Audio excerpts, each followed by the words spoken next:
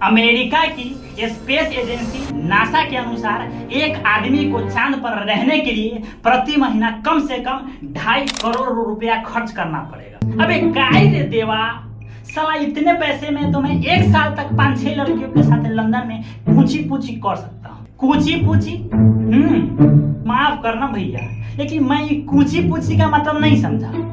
अबे चुप भाग छूनर, पूछी पूछी का मतलब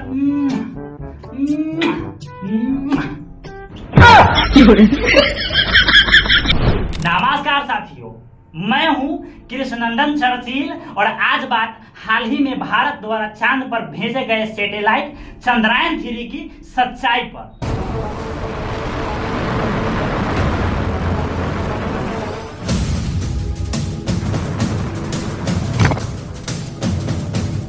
भगवान ने रहने के लिए हम लोगों को पृथ्वी नाम का एक छोटा सा गोला दिए।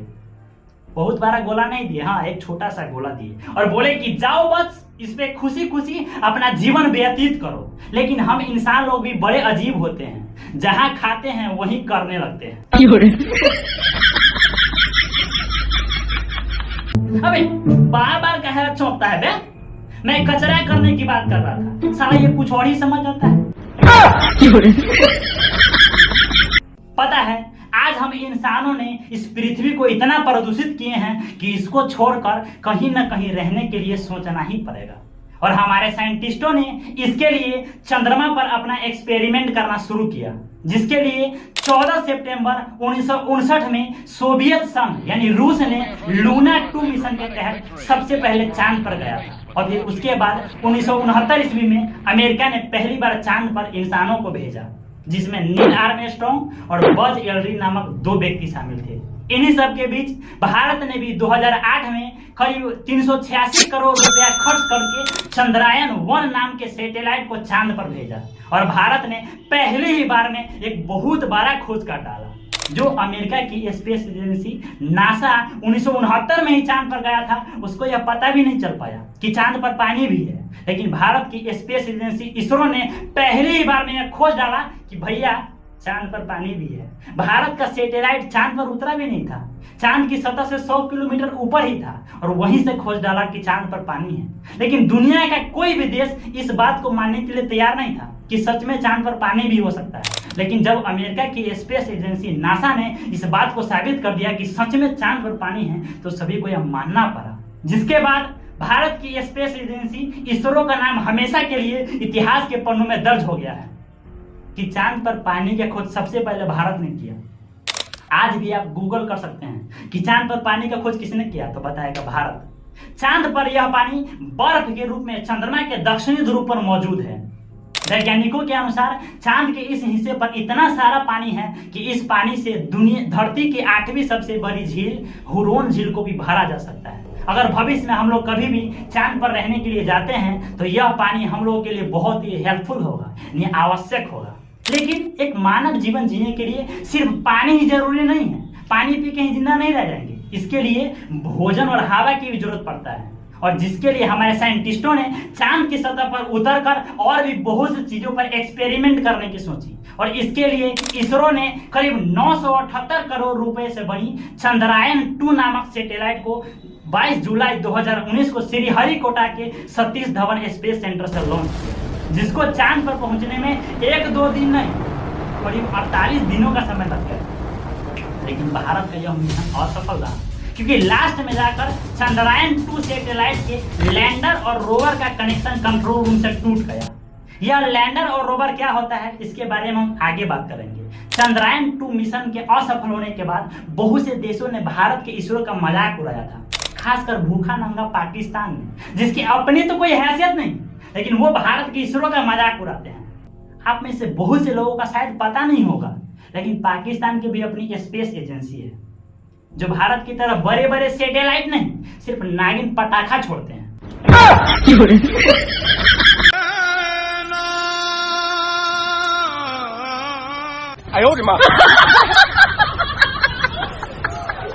छोड़िए इन कमीनों से क्या मुंह लगाना। सालो तुम पाकिस्तानी लोग जिंदगी भर पैजामा में छोड़ी घुसाते ही रह जाओगे।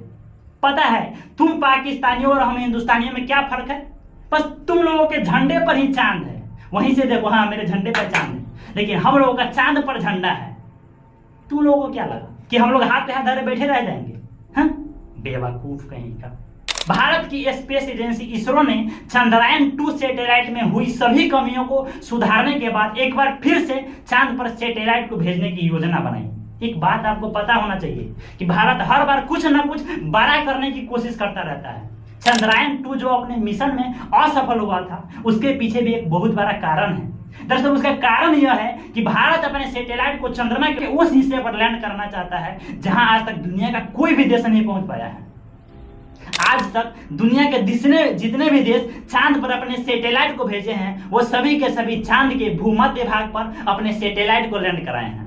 चंद्रमा का यह भाग बहुत ही समतल है, जहां हमेशा सूर्य की रोशनी आता ही रहता है, जिसके वजह से चंद्रमा के इस भूमध्य भाग पर सैटेलाइट को लैंड कराने में बहुत ही आसानी होता है। लेकिन भारत चंद्रमा के दक्षिणी ध्रुव पर अपने सैटेलाइट को लैंड कराना चाहता है, जहां ना तो सूर्य की रोशनी आता है, हमेशा अंधेरा ही रहता है, और यहाँ बहुत बड़े बड़े क्रेटर है, दैट मीन्स गड्ढे हैं, जिसके कारण चंद्रयान 2 सैटेलाइट को लैंड करने में बहुत ही दिक्कतों का सामना करना पड़ा और यह असफल रहा। लेकिन इतनी असफलता के बाद भी हमारी भारत की स्पेस एजेंसी इसरो ने हार नहीं माना। इसरो ने फिर से एक बार सैटेलाइट को चांद पर भेजने की योजना बनाया, जिसके लिए करीब 615 करोड़ रुपए से बनी 3900 केजी वजन वाला चंद्रयान 3 नामक सैटेलाइट को तैयार किया गया और इसे 14 जुलाई 2023 को श्रीहरिकोटा के सतीश धवन स्पेस सेंटर से लॉन्च किया गया। इस चंद्रयान 3 सैटेलाइट को लॉन्च कराने के लिए LVM-3 यानी लॉन्च व्हीकल मार्क 3 नाम के एक रॉकेट का इस्तेमाल किया गया। इस रॉकेट में मुख्य रूप से 3 हिस्सा होता है। सबसे पहले इस रॉकेट में S-200 नाम के 2 बड़े बड़े बूस्टर लगे होते हैं, जिसमें करीब 205 टन ईंधन ठोस के रूप में मौजूद रहता है। यह दोनों बूस्टर इस रॉकेट को पृथ्वी की सतह से उठाकर स्पेस में ले जाने का काम करता है, दैट मीन्स अंतरिक्ष में ले जाने का काम करता है। ठीक उसी प्रकार कि जब किसी बंदे को चुत्तर में गर्म तवा सटाया जाता है तो वो धरती पे नहीं रहता, देखिए कहाँ रहता है, बस धरती से उठकर बेड पे लेट जाता है।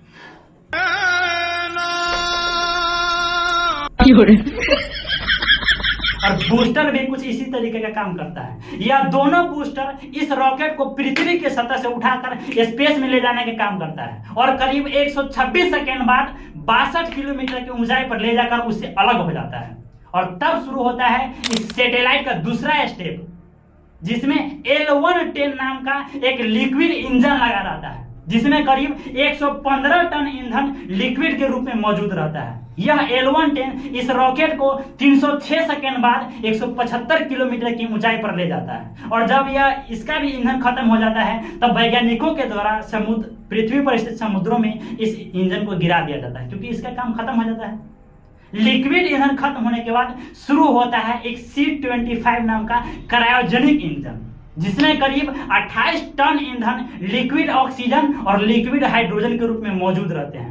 यह क्रायोजेनिक इंजन 306 सेकेंड पर शुरू होता है और करीब 969 सेकेंड के बाद 179 किलोमीटर की ऊंचाई पर ले जाकर इस सैटेलाइट से अलग हो जाता है और फिर साइंटिस्टों के द्वारा धरती पर स्थित समुद्रों में इस क्रायोजेनिक इंजन को गिरा दिया जाता है। यानी कि इस रॉकेट के तीनों स्टेज, बूस्टर, लिक्विड इंजन और क्रायोजेनिक इंजन, ये सभी के सभी मिलकर इस सैटेलाइट को पृथ्वी के ग्रेविटेशनल क्षेत्र से बाहर निकाल देते हैं और उसके बाद बचता है सिर्फ एक छोटा सा सैटेलाइट जिसको चांद पर जाना है। यहां तक पहुंचने के बाद इस सैटेलाइट के सभी सोलर पैनल को ओपन कर दिया जाता है ताकि यह धूप की ऊर्जा से चांद तक पहुंच सके। कुछ दिनों के बाद जब यह सैटेलाइट चांद के करीब पहुंच जाता है तब इस सैटेलाइट में लगे प्रोपल्सन मॉड्यूल को लैंडर से अलग कर दिया जाता है। यह प्रोपल्सन मॉड्यूल करीब 100 किलोमीटर ऊपर से ही चांद का चक्कर लगाता रहता है ताकि लैंडर के गतिविधियों पर नजर रखा जा सके। और जब यह लैंडर चांद के बहुत करीब पहुंच जाता है, बहुत ज्यादा करीब, तब सबसे बड़ा मुश्किल काम यह होता है कि इस लैंडर को चांद की सतह पर अच्छी तरीके से लैंडिंग कैसे कराया जाए। लैंडिंग कराने के लिए 2 तरीके होते हैं। पहला होता है हार्ड लैंडिंग, जिसमें बहुत ही ज्यादा स्पीड में सैटेलाइट को चांद की सतह पर पटक दिया जाता है, जिसमें सैटेलाइट को क्षति भी पहुंच सकता है। चंद्रयान 2 के साथ यही हुआ था कि उसका लैंडर कंट्रोल से बाहर हो गया था और बहुत ही ज्यादा स्पीड में चांद की सतह से टकरा गया, यानी उसका हार्ड लैंडिंग हो गया, जिसके कारण उसके सभी पार्ट्स डैमेज हो गए और वह असफल हो गया। दूसरा होता है सॉफ्ट लैंडिंग, जिसमें बहुत ही धीमी गति से लैंडर को चांद की सतह पर फिक्स लोकेशन के अनुसार लैंड कराया जाता है। लैंडर के चांद पर लैंड करते समय ही उसके चारों स्टैंड ओपन हो जाते हैं ताकि यह बहुत ही धीमी गति से आसानी से चांद की सतह पर लैंड करे। और जैसे ही यह लैंडर चांद की सतह पर लैंड करता है और सूर्य का रोशनी जैसे ही लैंडर में लगे सोलर पैनल पर पड़ता है तो ऑटोमेटिक लैंडर में एक दरवाजा खुल जाता है, जिसमें से 6 पहिए वाला एक रोवर बाहर निकल कर आता है। और रोवर को बाहर निकलने के बाद उसमें भी लगे सभी सोलर पैनल और कैमरा ओपन हो जाते हैं। इस रोवर का काम होता है कि चांद की सतह पर घूमे और वहां की जानकारी इकट्ठी करके लैंडर तक भेजे, और फिर यह लैंडर इस जानकारी को पृथ्वी पर स्थित कंट्रोल रूम पे भेजता रहता है। इस सभी प्रक्रिया को पूरा होने में करीब 42 दिनों का समय लग जाता है। लेकिन एक बात सोचने वाला है कि आज से 64 साल पहले ही जब रूस चांद पर गया था, लूना 2 मिशन को सैटेलाइट को ले गया था, तो उसको सिर्फ 34 घंटे का ही समय लगा था। वहीं जब नील आर्मस्ट्रांग चांद पर गए थे तो उन लोगों को सिर्फ 4 दिनों का ही वक्त लगा था। लेकिन आज के मॉडर्न जमाने में भी भारत को चांद पर जाने में 42 दिनों का समय क्यों लग रहा है? अरे यार, अगर 42 दिनों तक कोई लौंडा अपने बाप से नहीं मिलेगा तो शायद उसका बाप भी कंफ्यूज हो जाएगा कि ये मेरा ही बेटा है, और बाद में पूछेगा अच्छा ठीक है तू मेरा बेटा है, दिखा सर्टिफिकेट कि मैंने तुम्हें पैदा किया है।